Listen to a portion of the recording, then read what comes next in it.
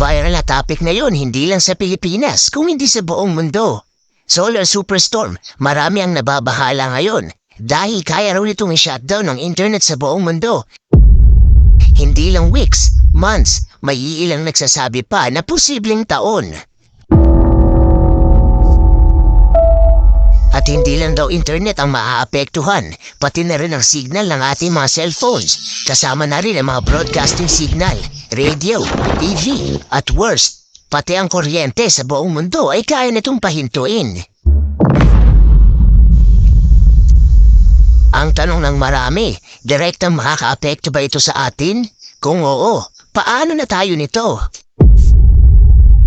Solar superstorm na malapit nang tumama sa Earth, yan ang ating aalamin.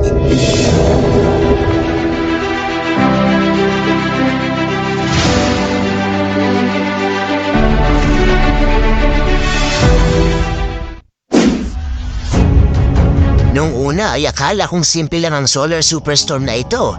Pero nakita ko sunod-sunod ang nagko-comment at nagme-message sa atin tungkol dito. At nung nag-research ako ay naintindihan ko na kung bakit usap-usapan ito ngayon.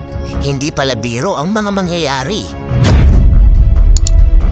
Ang araw ay mayat mayan sumasabog na nagre-release ng plasma at nandudulot ng high amount of frequency.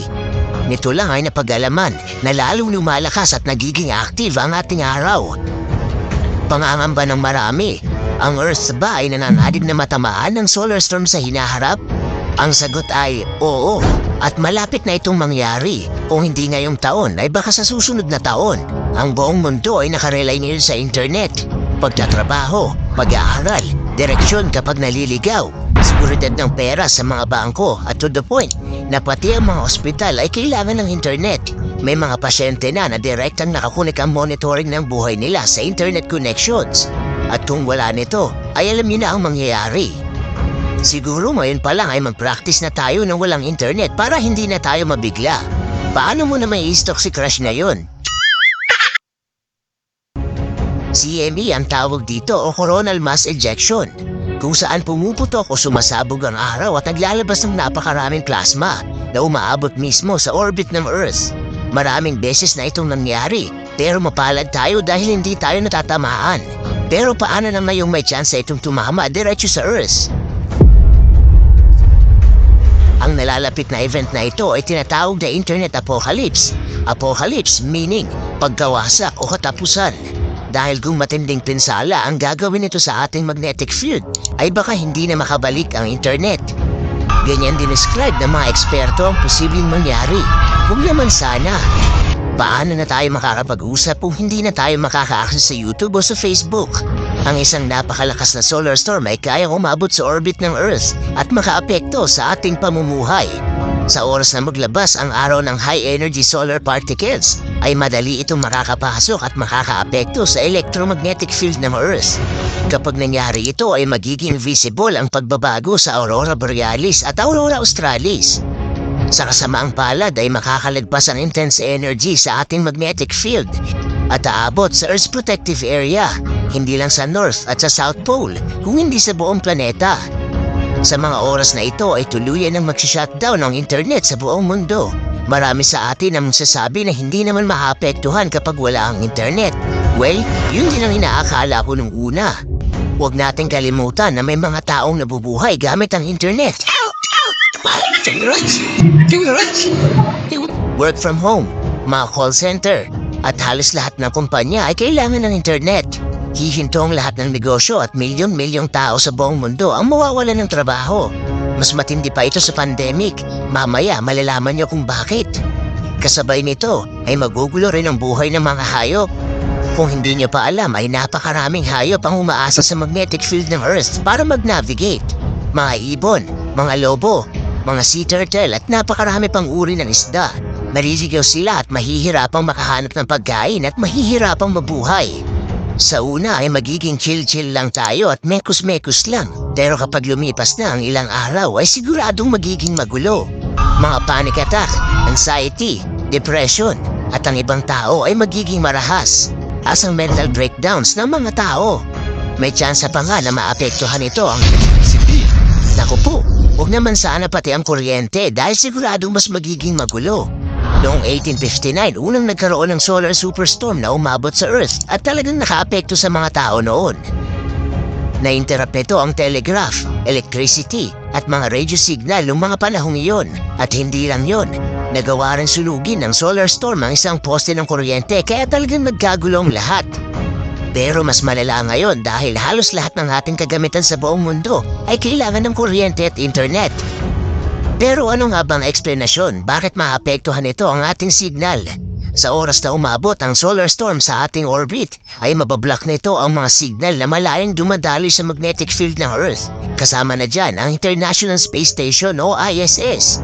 Direktang maapektuhan ang ating komunikasyon mula sa space patungo dito sa Earth.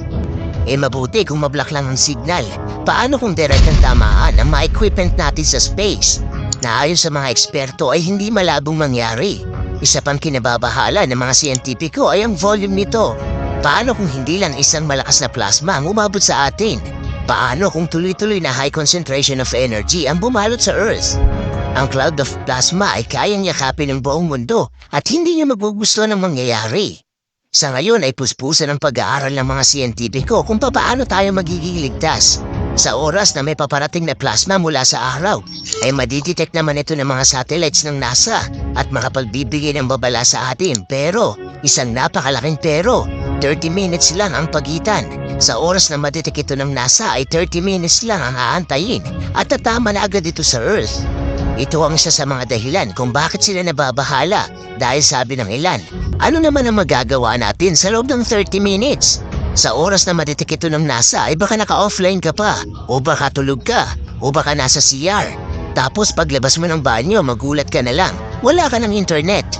Kung mahilig ka mag-travel ay sana wala ka sa eroplano sa mga oras na mangyari ito. Dahil mahihirapan ang piloto mag-navigate ng sasakyan kung hindi gumagana ng maayos ang GPS. Sa lupa naman ay maaaring matunaw nito ang mga power grid transformers na dinadaluhin ng kuryente. Anong ibig sabihin nito? Magkakaroon ng global power outage. Hindi magiging maganda lalo na sa mga mahilig magpuyat gaya mo. Hindi mo na ma-charge ang laptop mo, cellphone, at hindi mo pa mabubuksan ang electric fan. Wala ng social media, mainit pa. Oh no! Unti-unting mabubulok ang mga pagkain sa ref nyo. Buti na lang sa amin, puro tubig lang. Siguraduhin mo may sapat na pera ka sa wallet mo dahil ang lahat ng online banking ay hindi nagagana. Pati ang mga ATM ay hindi na makakapaglabas ng pera. Sa oras na mangyari ito ay manatili ka na lang sa bahay dahil ang mga tren ay hihinto na rin ang operasyon. Kung nagko-commute ka man o kahit pa may sariling sasakyan ay sana may sapat kang gasolina dahil magsasara na rin ang mga gasolinahan. Nakakalungkot isipin na hindi natin pwedeng kontrolin ang space weather. Mangyayari ang mga dapat mangyari. Kaya naman ang NASA kasama ang SWPC o Space Weather Prediction Center ay puspusan ng pagtutulungan para manatili tayong ligtas. Sinabi nila na kaya nilang i-monitor ang paggalaw ng araw at sisikaping makapagbigay ng 3-day advance forecast kung puputok ito at kung direktang tatama sa atin. Well, sana naman ay may mas magawa pa sila dahil maikli pa rin ang 3 days kung tutuusin. Sa ating pagtatapos ay panalangin ko ang kaligtasan mo kung nasaan ka man ngayon. Enjoy the present kasi hindi naman tayo nakakasiguro sa future na kalagayan ng Earth.